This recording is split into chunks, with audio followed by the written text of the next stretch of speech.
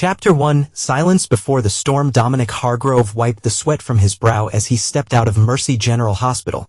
16 hours on his feet in the yard had left him bone-tired, but the exhaustion felt honest. 3 years since leaving the Rangers, and he finally found a rhythm as a trauma nurse. The discipline, the pressure, the lives, and the balance. It all made sense to him in a way civilian life rarely did. The August heat shimmered off the pavement as Dominic climbed into his pickup. He checked his phone, no messages from Lydia. Not unusual these days. 5 years of marriage and the last 6 months had been increasingly silent.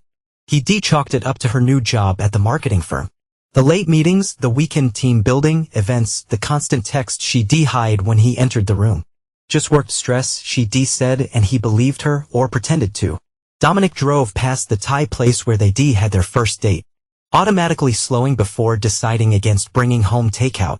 Again, the last 3 times, the food had sat untouched in the refrigerator until he thrown it away. The ranch-style house they purchased 2 years ago came into view. Dominic frowned. An unfamiliar black Audi was parked in his usual spot. Lydia did not mention having company over. As he pulled into the driveway, movement caught his eye. Large black garbage bags scattered across the front lawn. A tall, muscular man with a sleeve tattoo was tossing another bag onto the pile. Beside him stood Lydia, her blonde hair pulled back, gesturing animatedly. Dominic stepped out of his truck, confusion giving way to a cold clarity as he approached. Lydia's laugh cut off abruptly when she noticed him. "You're home early," she said, crossing her arms. 16 hours is early. Dominic replied, "I'm the garbage bags." Something about their shape, the way they bulged. "What's going on?" The tattooed man smirked. There was something familiar about him. Like Dominic had seen his face somewhere before. "Dominic, you remember Vince, right? From college." And then it clicked. Vincent Perry. Lydia's ex-boyfriend from before they met. The one she described as the one that got away during a drunken confession 3 years ago. "What's in the bags?" Dominic asked, though he already knew.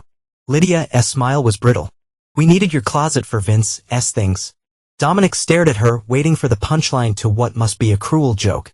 "How long is he staying?" he finally asked. They both laughed. Vince draping his arm around Lydia's shoulders. "Permanently, of course," Vince answered, as if Dominic was slow on the uptake. Dominic stood perfectly still. The way he'd been trained to do when under fire. He'd learned in Afghanistan that movement draws attention and attention gets you killed. His mind worked quickly, assessing, calculating. "I see," was all he said. Lydia's smile faltered. She expected tears, shouting, maybe even a fight. The calm on Dominic's face unsettled her. "Your stuff's all there." She gestured to the bags. "I packed everything." "That was considerate," Dominic replied. He turned back to his truck, opened the passenger door, and removed a small go bag he always kept there. Another habit from his military days. Without another word, he began loading the garbage bags into the bed of his pickup. Vince and Lydia exchanged glances, confused by his lack of reaction. "That's it," Lydia called. "You just leaving?" Dominic secured the last bag and closed the truck bed. "Yes," he said simply. As he climbed into the driver's seat, he caught Vince's reflection in the side mirror. The man was whispering something in Lydia's ear, both of them snickering. Dominic drove away quietly. By nightfall, he checked into a motel on the outskirts of town. His few possessions stacked neatly in the corner of the room. He sat on the edge of the bed, still in his scrubs, and made a single phone call. "Brody," he said when the line connected. "It's dumb. I need a favor." Chapter 2 The Ghost and the Shadow. The storage unit was exactly as Dominic remembered it. Tucked away in an industrial district with minimal security cameras and an owner who accepted cash without questions. 3 years ago, when he left the Rangers, his commanding officer had warned him. "The civilian world is not built for men like us, Hargrove. Keep an exit strategy." So he had. Brody Maxwell leaned against his Jeep, smoking, as Dominic unlocked the padlock. The 2 men had served in the same unit for 6 years, survived 3 deployments together. While Dominic had chosen nursing, hoping to heal instead of harm, Brody had leveraged his military skills into a private security business. "Did not think you'd ever use this place," Brody commented as the metal door rolled up with a groan. The unit contained a metal footlocker, a filing cabinet, and several waterproof containers. Dominic flicked on a flashlight and stepped inside. "Neither did I." "You going to tell me what happened?" Dominic opened the footlocker. Inside lay specialized equipment and various identity documents. 3 different driver's licenses, passports, credit cards. He set everything up when he still been haunted by nightmares, when he been unsure if he could adapt to civilian life. When he been afraid of himself. Lydia's moved her ex-boyfriend into her house. Dominic said, his voice clinical. Threw my things on the lawn. Brody whistled low. Brother, that's cold. What do you need? I've got a spare room. Information first. Dominic pulled out a laptop, booted it up. I need to know everything about Vincent Perry. Over the next 3 days, Dominic became a ghost. He did not show up for his shifts at the hospital. He did not answer Lydia's increasingly frantic texts. First angry accusations. Then confused questions. And finally worried pleas to let her know he was alive. He and Brody worked methodically, building a comprehensive profile of Vincent Perry. 34 years old. Former semi-professional boxer who never quite made it big. Multiple assault charges that had mysteriously disappeared. Currently working as a consultant for a local businessman with suspected ties to money laundering. He's bad news. Brody concluded, scrolling through financial records. How do your wife even reconnect with this guy? Dominic stared at a surveillance photo of Vincent leaving an underground casino. That's what I'd like to know. The answer came on day 4. Lydia's social media revealed she started a new marketing campaign for a chain of gyms. The owner? Anton Koslov, the same businessman Vince worked for. It's not a coincidence. Dominic said, connecting the dots. Vince used his connection to Koslov to get Lydia the contract. That's how they reconnected. What intrigued Dominic more was what he found in Koslov's background. Russian emigrants suspected ties to organized crime and, most importantly, a reputation for eliminating problems permanently. Your wife might be in danger, Brody pointed out.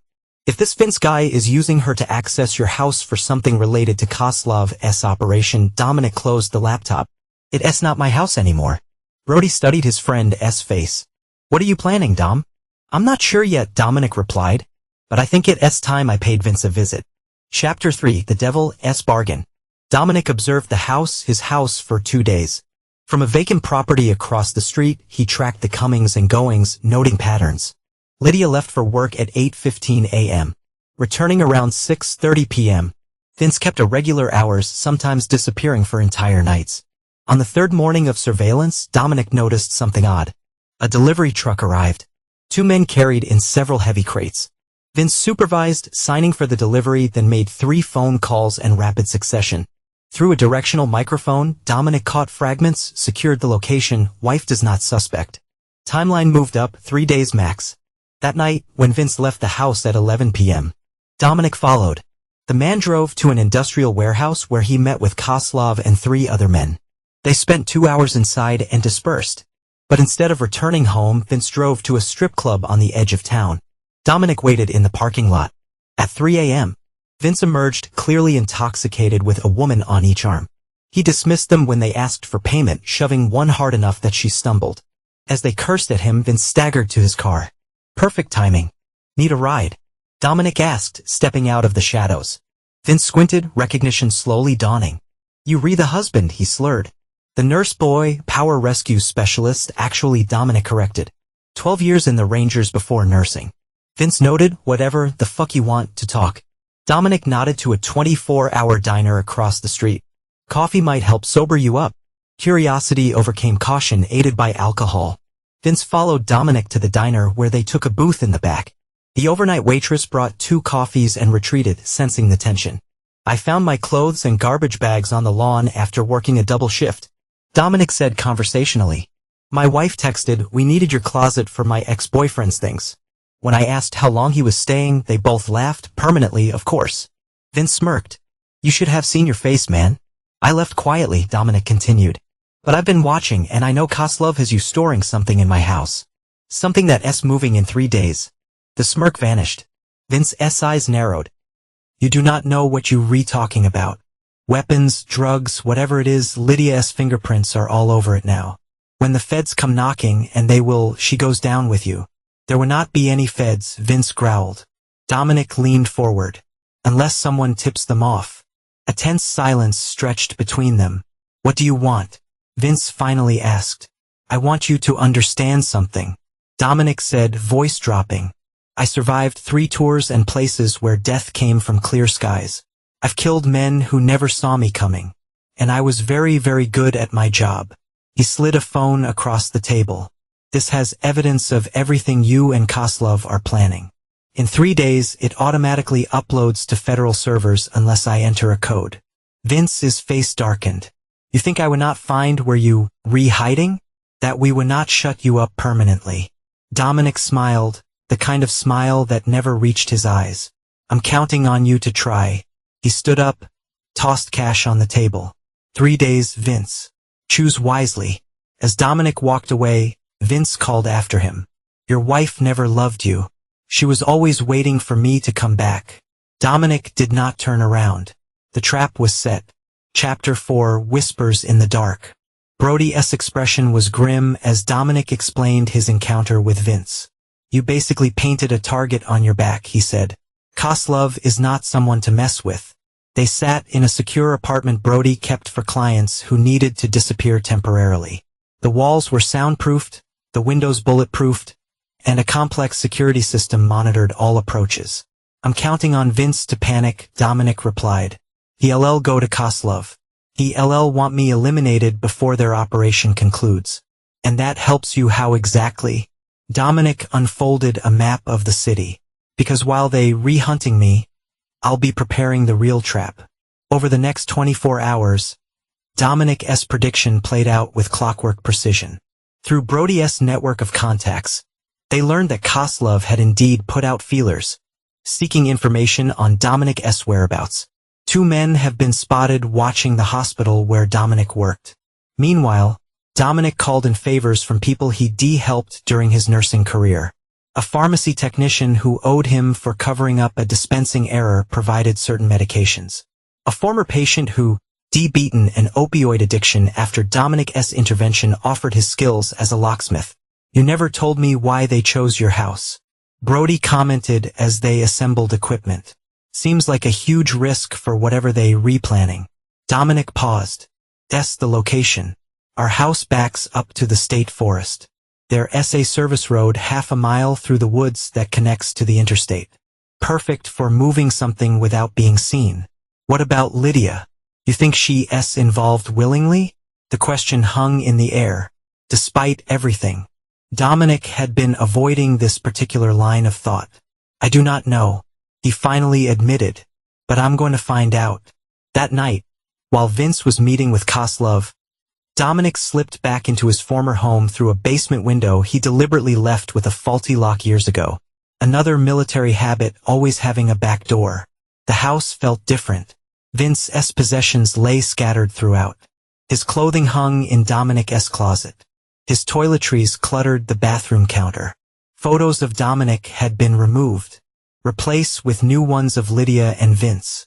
In the guest bedroom, Dominic found what he was looking for, the crates. Using specialized tools, he opened one without breaking the seal. Inside were tightly wrapped packages that he immediately recognized as high-grade heroin. Millions of dollars worth. As he carefully reclosed the crate, he heard the front door open. Quickly, he moved to the bedroom closet, sliding behind hanging clothes. Lydia entered alone, dropping her purse on the bed with a weary sigh.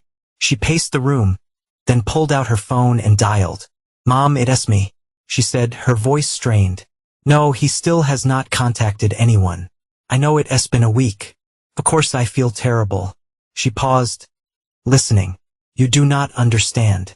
Vince said it was just temporary, that we needed a secure location for some merchandise. No, I did not know what it was at first. By the time I realized, I was already in too deep.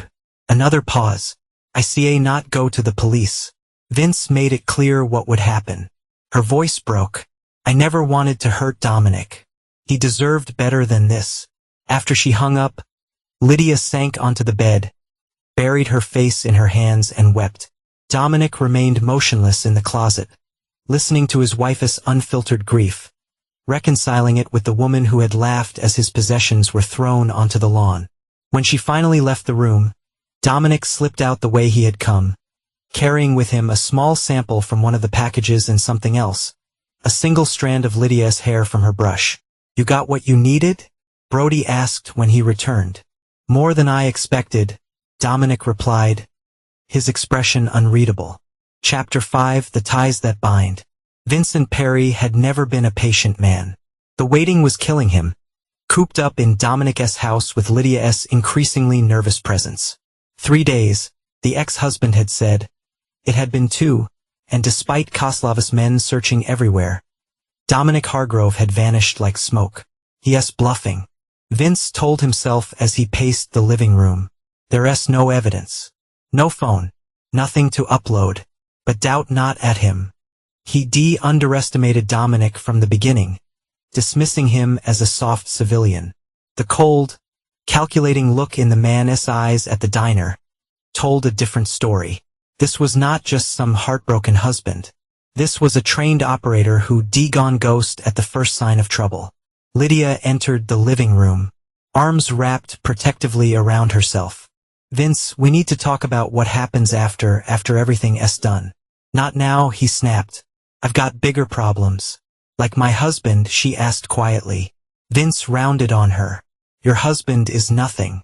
A nobody who got lucky in the military and came back to play nurse. Then why are you so scared of him? The slap was reflexive, hard enough to knock Lydia back a step. She touched her reddening cheek, eyes wide with shock. I'm not scared, Vince hissed. I'm cautious. There's a difference. His phone rang. Koslov. Vince stepped outside to take the call, leaving Lydia staring after him, something hardening in her expression. Meanwhile, Dominic and Brody were executing the next phase of their plan. They de-identified Koslov as 2 main lieutenants. Sebastian Reeves, a former intelligence contractor with a taste for expensive whiskey, and Mikhail Petrov, Koslav's nephew and heir apparent. Divide and conquer, Dominic explained as they watched Sebastian enter his favorite bar. The organization fractures when the leadership not trust each other. Inside, Brody took a seat next to Sebastian at the bar, ordered the same whiskey and struck up a conversation about rare spirits. 20 minutes later, when Sebastian excused himself to use the restroom, Brody slipped something into his drink. The next morning, Sebastian woke in a motel room with no memory of how he'd gotten there. Only a burner phone on the nightstand with a single text. Insurance files sent to Koslov. Need to meet. Your office. Noon. Simultaneously, Mikhail received an anonymous package containing surveillance photos of Sebastian meeting with a known FBI informant, along with bank statements showing large deposits to an offshore account. By noon, Koslav's organization was in chaos. Sebastian and Mikhail were accusing each other of betrayal, while Koslov struggled to maintain order. The weapons shipment, the one that was supposed to accompany the drugs in 3 days, was postponed indefinitely. They re-scrambling, Brody reported after speaking with his contacts. Koslav's pulled men off the search for you to deal with the internal threat. Dominic nodded. Perfect. Now we need the final piece. He pulled out a burner phone and made a call to a number he memorized years ago. Major Colton? S. Hargrove. I need to call on that favor you owe me. The next day, Special Agent Dana Webster of the DEA received an anonymous tip about a major drug shipment, complete with detailed information about the location, quantity, and players involved. What interested her most was the tipster's claim that a rogue soldier was planning to intercept the shipment for himself. We have a potential bloodbath brewing, she told her team. We move tomorrow night. As evening fell, Dominic prepared the last elements of his plan.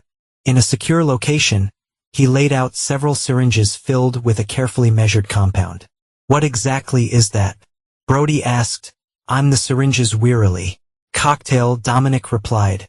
Scopolamine, ketamine, and a few other things. Untraceable, and standard tox screens breaks down quickly in the body. Jesus dumb. Are you sure about this? Dominic's eyes were cold as he packed the syringes in a specialized case. Vince made his choice when he moved into my house. Lydia made hers when she put my things on the lawn. And what about your choice? Brody pressed. This crosses a line. I crossed that line years ago and places you've never been. Dominic replied quietly. The difference is, this time I'm choosing who deserves it. Chapter 6: The Hour of the Wolf. On the morning of the 3rd day, Dominic sat alone in Brody's secure apartment, methodically cleaning a set of surgical tools. He always had steady hands, It's what made him an excellent medic in the field and later a sought-after trauma nurse. Those same hands now prepared instruments not for healing, but for something else entirely. His phone buzzed with a text from Brody. Package delivered. The package was a carefully crafted piece of misinformation, delivered anonymously to Koslov, suggesting that Dominic planned to steal the drug shipment that night. It was the final push designed to force their hand. Across town, Vince paced nervously in Dominic's former home office, which he deconverted to a makeshift command center. Maps of the area were spread across the desk, along with 3 burner phones and a handgun. Koslov wants us to move the shipment tonight, he told Lydia, who stood in the doorway. All of it. His contact at the DEA says there might be a raid coming. Tonight, Lydia's face paled. But you said we had 3 days. Plans change. Vince checked his watch. The trucks arrive at midnight. We load everything and it's gone by 1 a.m. Then we in the clear. And Dominic, she asked quietly. Vince's expression darkened. Koslov's men found a lead on where he's hiding. They handling it. Lydia closed her eyes briefly. Will they kill him? Does not matter. He has nothing to you now. Vince grabbed her arm. You with me, remember? We rebuilding something here. She pulled away. Building what exactly? A life running drugs for Koslov? Is that what you promised when you came back? Do not get self-righteous now, Vince sneered. You knew what this was when you let me move in. I knew you needed a place to store some merchandise. I did not know it was millions in heroin. I did not know Dominic would be in danger. Vince laughed harshly. Your husband's a big boy. He made his choice when he threatened me. Outside the house, concealed in the growing dusk. Dominic listened to the argument through a directional microphone. His suspicions about Lydia's involvement were being confirmed in real time. Not entirely innocent, but not fully complicity either. Manipulated, certainly; used, definitely not that it changed anything. As darkness fell completely, Dominic moved. While Vince was occupied with preparations in the basement, Dominic re-entered the house through his secret access point. He made his way silently to the kitchen, where he carefully injected a clear liquid into an open bottle of bourbon Vince had left on the counter. The man's habit of drinking from the bottle now a fatal vulnerability. Then, just as silently, Dominic retreated to the woods behind the property. There, he prepared a blind, a concealed observation post with a clear view of the house and the service road beyond. From a specialized container, he removed a high-powered rifle with a thermal scope, assembled it with practiced hands, and settled into wait. At 10:30 p.m., 2 SUVs pulled up to the house. 6 men emerged, Koslov's security team, there to oversee the transfer. They entered the house, where Vince greeted them tensely. Through Dominic's scope, he could see Lydia being instructed to stay upstairs. At 11:15 p.m., Vince, clearly agitated, took a long, pulled directly from the bourbon bottle. At 11:30 p.m., he began showing signs of disorientation, touching his head, leaning against furniture for support. At 11:45 p.m., Vince staggered upstairs, waving off concern from Koslov's men, claiming he needed to lie down for a few minutes. Dominic watched through his scope as Vince entered the master bedroom, where Lydia appeared startled by his condition. Words were exchanged, heated once, judging by their body language. Then Vince collapsed onto the bed, his movements uncoordinated, while Lydia backed away toward the door. Perfect timing. Dominic reached for his phone and sent a pre-composed text to the DAS agent Webster. Operation in progress. Hargrove House shipment moving tonight. Then he sent a second text to Brody. Phase 1 complete. Comments Phase 2. Across town, Brody made a call to a number he'd been given. The voice that answered was gruff, professional. Major Colton. Sir, this is Maxwell. Hargrove says it's time. There was a pause. Understood. Assets are in position. As midnight approached, 3 unmarked vans turned onto the road leading to Dominic's house. Their lights off, moving with precision. Simultaneously, DEA vehicles took up positions at strategic points near the property. Agents prepared for a raid, but holding position on Webster's command. Inside the house, oblivious to the encirclement, Koslov's men continued preparations for the shipment transfer. In the master bedroom, Vince lay immobile, barely conscious. With Lydia watching him from the doorway, conflict evident on her face. And in his blind in the woods, Dominic Hargrove waited for the perfect moment to spring the trap that would destroy everything Vince and Koslov had built and change his own life forever. Chapter 7: The Devil's Hour. At precisely midnight, 3 delivery trucks pulled onto the service road behind Dominic's house.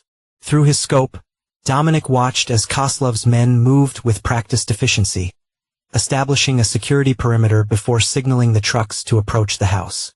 In the master bedroom, Vince lay motionless on the bed, his breathing shallow, eyes unfocused. The compound Dominic had created was working exactly as designed, paralyzing but not lethal, at least not yet. Lydia paced the room, repeatedly checking her phone, torn between fear and self-preservation.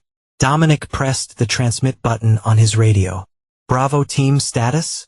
In position came Major Colton's clipped response. 12 men, all with envies, awaiting your signal. "Hold for phase 2, Dominic replied. Below, Koslov's men had begun moving the crates from the house to the first truck.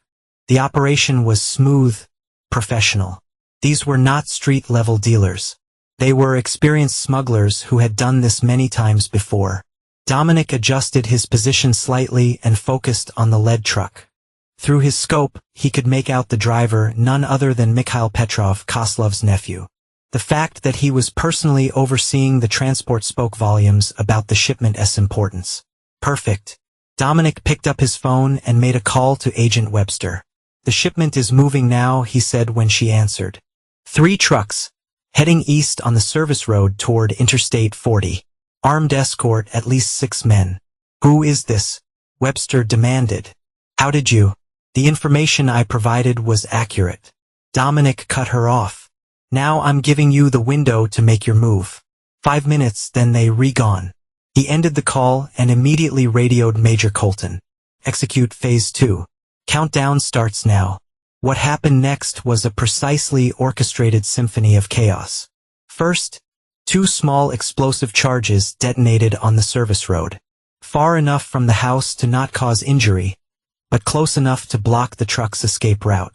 Next, Major Colton's team, all former Special Forces operators, emerged from the woods on the opposite side, creating the impression of a pincer movement.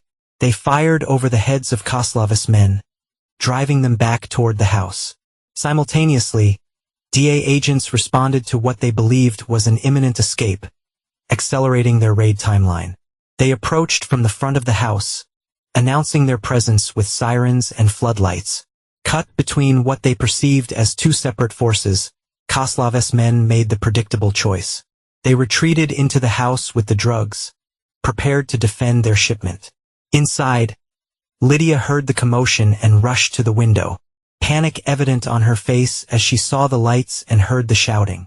She grabbed her phone, dialing frantically. Dominic watched it all unfold through his scope, timing his next move carefully. When the last of Koslov's men had retreated into the house, he pressed his radio again. Phase 3, a moving in. Using the confusion as cover, Dominic approached the house from a blind spot he de-identified earlier. A section of the property not visible from either the front approach or the service road. He entered through the same basement access point he used before, moving silently up the stairs into the main house. The interior was chaos.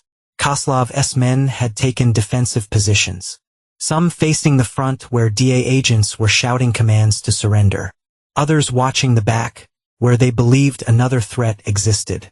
None of them noticed Dominic as he slipped into the hallway leading to the bedrooms.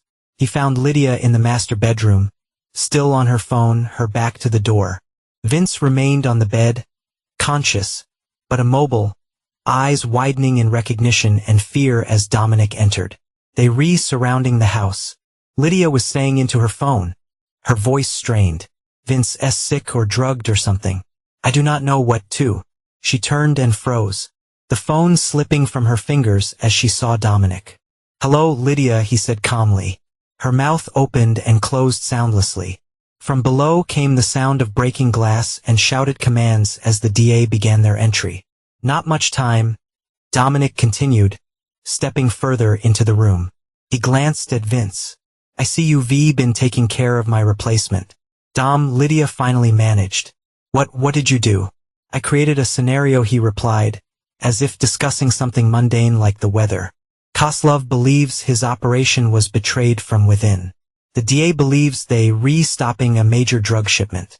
And you, too, he looked between Lydia and the paralyzed Vince. You're caught in the middle. You set us up, she whispered. No different than what you did to me. Dominic moved to the bed, looking down at Vince, whose eyes blazed with helpless rage. Though I was more efficient about it, shouts and the sound of a struggle echoed from downstairs. They did not have much time. The DA will be here any moment, Dominic said. They find Koslov's drugs, Vince's fingerprints all over everything. And you, Lydia, the homeowner who let it all happen. I did not know, she protested, tears forming. I swear, I did not know what he was really doing until it was too late. Maybe, Dominic acknowledged. But that's between you and the federal prosecutors now. He reached into his pocket and withdrew his syringe. What is that? Lydia asked, backing away. Insurance, Dominic replied. The compound already in Vince's system will be undetectable in an autopsy. He held up the syringe. This will cause his system to shut down completely. By the time they find him, it will look like a heart attack brought on by stress. You going to kill him? Lydia's voice rose in panic. Dominic, you not I? His voice was deadly quiet. He took my home, my wife, my life, and for what? To use as a way station for his drug operation? To feel like he'd won some game I did not even know we were playing. Vince made a strangled sound, trying desperately to move, to speak, but the paralytic held him firmly. Footsteps pounded on the stairs. The DA was working their way through the house, room by room. Dominic looked at Lydia, really looked at her, searching for the woman he'd married. All he saw was fear and self-interest. Make your choice, Lydia, he said, holding out the syringe. You can inject him yourself and tell the DA you found him like this when they broke in. Or you can let him live, and when he recovers, he'll tell them everything about your involvement. She stared at the syringe, conflict etched on her face. Why are you doing this to me? She whispered. I'm not doing anything. Dominic replied coldly. I'm giving you the choice I never had. The footsteps were at the end of the hallway now. Lydia's hand trembled as she reached for the syringe. Chapter 8, Ashes and Dust. 3 days later, Vincent Perry was found dead in the guest bedroom of what had once been Dominic and Lydia Hargrove's home. The official cause, cardiac arrest, likely brought on by the stress of the DA raid and his subsequent arrest. Despite the best efforts of prison medical staff, he could not be resuscitated. The same day, in an interview room at the federal building downtown, Lydia Hargrove sat across from Agent Webster. Her eyes red-rimmed from sleepless nights in custody. Let me understand this, Webster said, reviewing her notes. You claim you had no knowledge that the crates contained heroin? That you believed they were legitimate merchandise for Mr. Perry's business? Yes, Lydia insisted. Vince told me they were specialized exercise equipment. Prototypes. That's why they needed to be stored somewhere secure. And you never looked inside these crates? Never questioned why they required armed guards to transport. Lydia's gaze dropped to the table. I started to suspect something was wrong. But by then I was afraid of what Vince might do if I asked too many questions. Webster's expression remained skeptical. The DA's office is prepared to charge you as an accessory. The penalties for trafficking this quantity of heroin are severe, Mrs. Hargrove. I've told you everything I know. Lydia said desperately. What else can I do? Cooperation might help your case. Webster allowed. But we need more than just Vincent Perry. We need Koslov. Lydia's phone had started ringing incessantly moments after news of Vince's death broke. 87 missed calls from a blocked number before the DA had taken her phone as evidence. She knew who it was. Knew what he wanted. If I help you with Koslov, she said carefully. What kind of deal could I get? Meanwhile, across town, Dominic sat in a different interview room with 2 military investigators from the Criminal Investigation Division. His hands were folded calmly on the table as the investigators reviewed their file. Major Colton confirms your account, the lead investigator said. He states that you contacted him with information about a drug operation being run by a Russian national named Anton Koslov. That is correct, Dominic replied. And you learned about this operation, how? Through my wife, Dominic explained.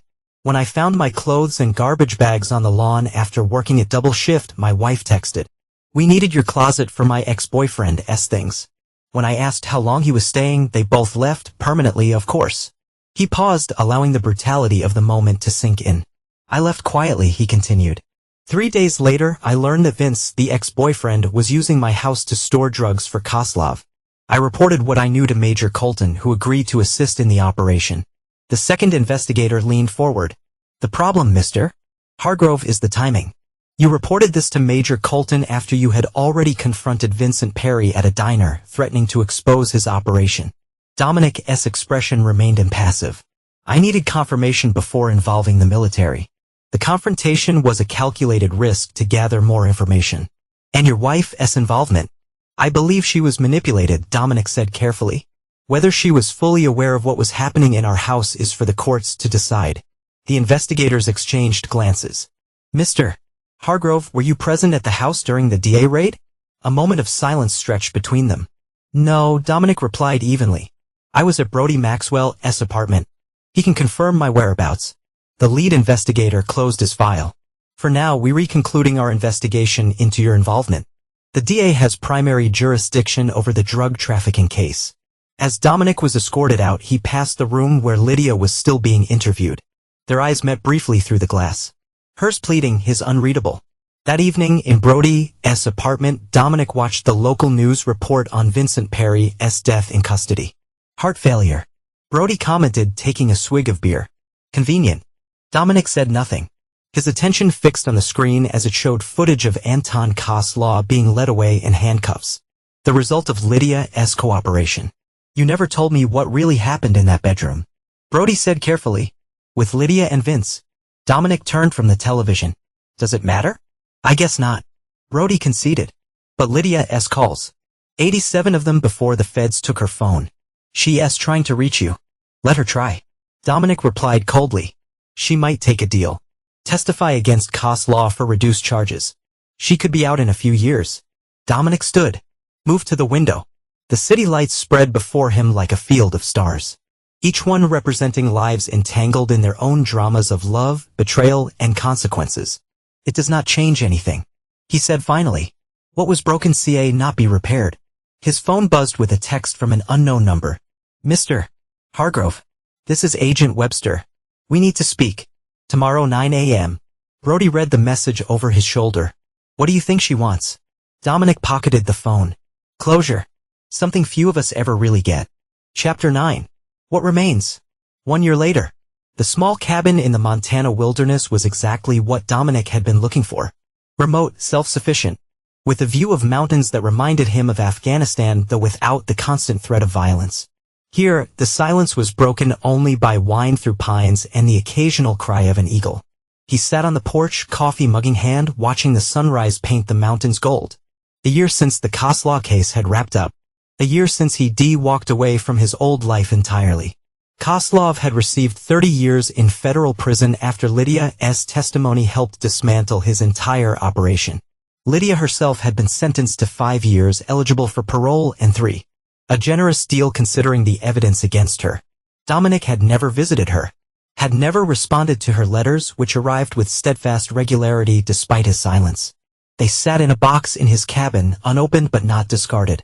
A testament to something he could not quite name. The crunch of tires on gravel announced a visitor. Unusual for a place so deliberately isolated. Dominic sat down as coffee and watched as a government SUV wound its way up the dirt road. Agent Webster, he'd been expecting her, though not quite this soon. She stepped out of the vehicle, looking out of place in her crisp suit against the rugged landscape. "Beautiful spot," she commented as she approached the porch, though a long way from civilization. "That's the point," Dominic replied, gesturing to a second chair. "Coffee?" She nodded, taking the seat while Dominic went inside to pour her a cup. When he returned, she was surveying the valley below. "I could get used to this view," she admitted, accepting the coffee. "But you would not," Dominic said. "You here on business." Webster sifted coffee, considering him over the rim. Koslov's organization has been dismantled. His assets seized, his associates prosecuted. A complete success by any measure. "And yet you here," Dominic observed. She sat down her mug. "Vincent Perry's autopsy has been reviewed. The initial finding of natural causes has been questioned. Dominic's expression remained calm. By whom? By me. Webster replied there were inconsistencies. Settle once. Nothing that would stand up in court, but enough to make me curious. About what really happened in that bedroom during the raid. She fixed him with a penetrating stare. About whether Lydia Hargrove is serving time for more than just drug trafficking. Dominic held her gaze. Are you here to arrest me? Agent Webster? No, she said after a moment. I'm here to close a file.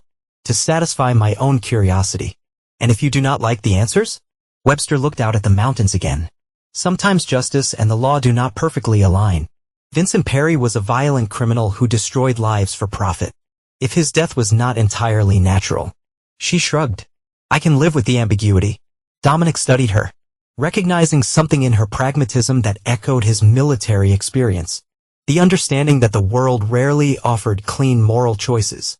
The official record stands, he said finally. Anything else is speculation. Webster nodded slowly. Fair enough. She reached into her jacket and withdrew an envelope. Your ex-wife is being released next month. Good behavior, cooperation, the usual factors. She asked me to give you this. Dominic made no move to take the envelope. She's dying. Webster added quietly. Cancer, advanced stage. The Bureau arranged compassionate release. The news landed like a physical blow. Unexpected in its impact. Dominic had imagined many futures. Many possible endings to their story. But not this. Reluctantly, he took the envelope. Thank you for the coffee. Webster said, standing. And for your service, both military and otherwise. After she'd gone, Dominic sat for a long time with the unopened envelope, turning it over in his hands as the sun climbed higher in the sky. Finally, he tore it open.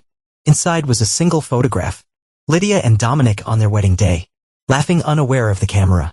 On the back, in Lydia's handwriting. I made my choice that night. I chose wrong. I'm sorry. No plea for forgiveness. No request to visit. Just an acknowledgement of the truth they both knew.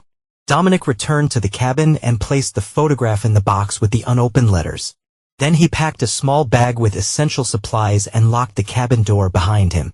The mountains called as they always did when his mind needed clearing.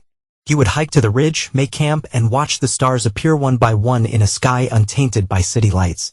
In that vastness, he would contemplate what remained after revenge had burned itself out. Not forgiveness, certainly, but perhaps something like peace. As he shouldered his pack and set off on the familiar trail, Dominic thought about choices. Those made in moments of crisis. Those made in cold calculation and those yet to come. He thought about Lydia dying in a hospital somewhere, carrying the weight of her decisions to the end. He thought about Vince, whose arrogance had cost him everything. And he thought about himself, a man who had walked away from bloodshed only to create his own version of justice when the world demanded it. The path steepened, his breathing deepened, and behind him, the cabin grew smaller with distance. Ahead lay the wilderness, indifferent to human dramas, offering neither judgment nor absolution. Only the next step forward and the one after that. Dominic Hargrove kept walking,